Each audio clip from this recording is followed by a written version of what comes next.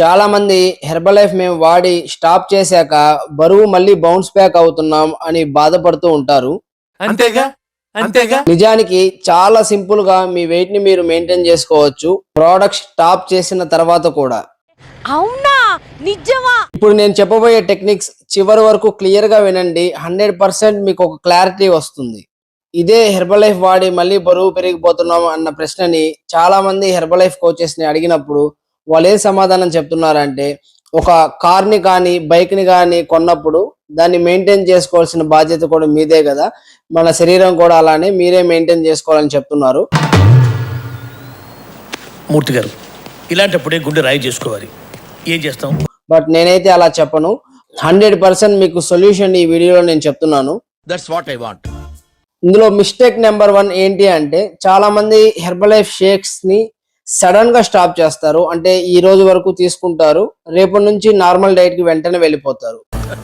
బావగారు, ఇది ఇంట్లో బ్రేక్ఫాస్ట్ లెక్క లేదు, స్టార్ హోటల్లో బఫే లెక్క ఉండాలి. ఈ లెక్క తింటే మా వాడు నా లెక్క అవుతాడు. ఇలా ఎప్పుడూ చేయకూడదు. ఇఫ్ మీరు 2 టైమ్స్ షేక్ తీసుకుంటూ ఉంటే స్టాప్ చేశాక ఒక 1 మంత్ పాటు 1 టైం షేక్ కంటిన్యూ చేయాలి. దాని తర్వాత ఒక 1 మంత్ ఆల్టర్నేట్ డేస్ లో షేక్ తీసుకోవాలి. అంటే ఈ రోజు నార్మల్ ఇంట్లో బ్రేక్ఫాస్ట్ తీసుకుంటారు, రేపు షేక్ తీసుకుంటారు, మళ్ళీ ఎల్లుండి ఇంట్లో బ్రేక్ఫాస్ట్ తీసుకుంటారు. ఓకేనా? ఇట్లా చేయడం వల్ల మెల్లమెల్లగా మీరు నార్మల్ డైట్ కి వస్తూ ఉంటే సో మీరు మీ వెయిట్ ని చాలా బాగా మెయింటైన్ చేసుకోవచ్చు. అండ్ మీరు టీ ప్లేస్ లో ఆ ఫ్రెష్ ని యూస్ చేసి కూడా మీ వెయిట్ ని మెయింటైన్ చేసుకోవచ్చు. మిస్టేక్ నెంబర్ 2 ఏంటి అంటే, క్యాలరీ మేనేజ్మెంట్ గురించి సరిగ్గా తెలుసుకోకపోవడం.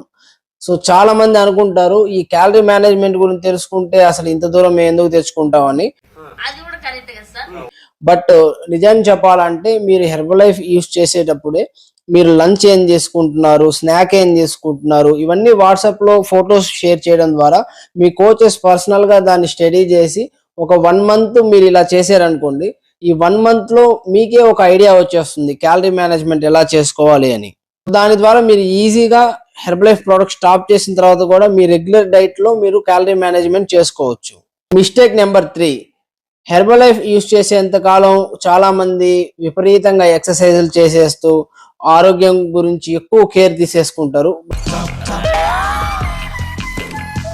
Excuse me, yeah I am Philips. I am Sony. But ఎప్పుడైతే స్టాప్ చేస్తారో సో ఈ వర్కౌట్స్ అన్ని పక్కన పెట్టేస్తారు. ఇది కూడా ఒక మెయిన్ రీజన్ గా చెప్పుకోవచ్చు. సో ఫిజికల్ యాక్టివిటీ అన్నది మనం వెయిట్ లాస్ అవడానికే కాదండి. సో ఫిజికల్ యాక్టివిటీ అన్నది మనం ఫిజికల్ గా ఫిట్ గా ఉండడానికి, లైఫ్ లాంగ్ మనం మంచి హెల్త్ ని మెయింటైన్ చేయడానికి ఖచ్చితంగా 100% వర్కౌట్ అన్నది మేజర్ రోల్ ప్లే చేస్తుంది. సో కొంతమంది హెల్త్ ప్రాబ్లమ్స్ వల్ల చేయలేని వాళ్ళు ఉంటారు. మీకు వీలైన చిన్న చిన్న వర్కౌట్స్ అన్న మీరు చేసుకుంటే 100% మీ వెయిట్ ని మీరు మెయింటైన్ చేసుకోగలరు.